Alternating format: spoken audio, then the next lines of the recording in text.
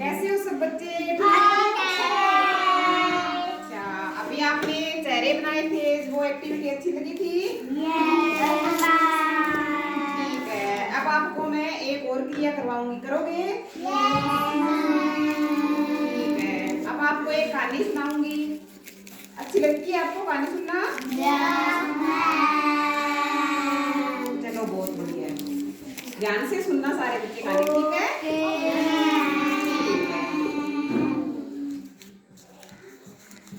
आपको कहानी सुना रही हूँ, ध्यान से सुनना।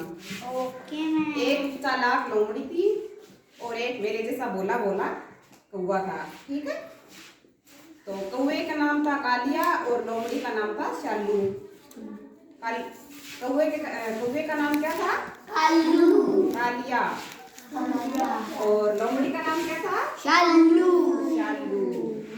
अब कौवा बेचारा बहुत भूखा था, तो भूखा था तो खाने की तलाश में इधर उधर भटक रहा था कि शायद कुछ खाने को मिल जाए तो मैं खा लूं। वो जंगल में इधर उधर उड़ता हुआ घूम रहा था।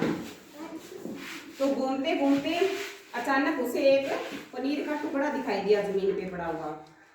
तो कौवे ने सोचा कि मेरे को पनीर मिल गया है तो मैं जल्दी से पनीर खा लूं।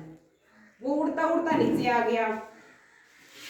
नीचे आकर उसने पनीर का टुकड़ा अपनी चोंच में उठा लिया और दोबारा उड़ गया और उड़कर पेड़ की ऊंची सी डाल पे जाके बैठ गया और मन ही मन सोचने लगा कि अब तो मेरी भूख शांत हो जाएगी और मैं पनीर के टुकड़े को खूब आनंद से खाऊंगा।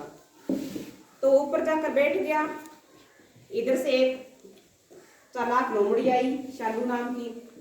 अब वो भी बेचारी भूखी थी। अब वो भी भूख की तलाश में इधर उधर भटक रही थी कि क्या पता कुछ मुझे भी खाने को मिल जाए तो मैं खा लूं। उसे कुछ दिखाई नहीं दिया, लेकिन उसे उस पेड़ के ऊपर बैठा हुआ वो कालिया कौवा दिखाई दिया।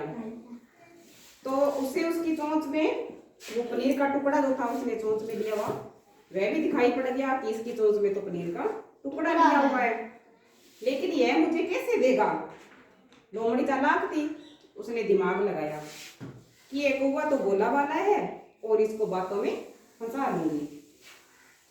तो उसने कौवे से कहा कि अरे कौवे, तुम तो बहुत सुंदर हो, तुम्हारा रंग भी बहुत अच्छा है और तुम्हारी आंखें भी बहुत सुंदर है गोल गोल, और तुम बोलते भी बहुत मीठा हो।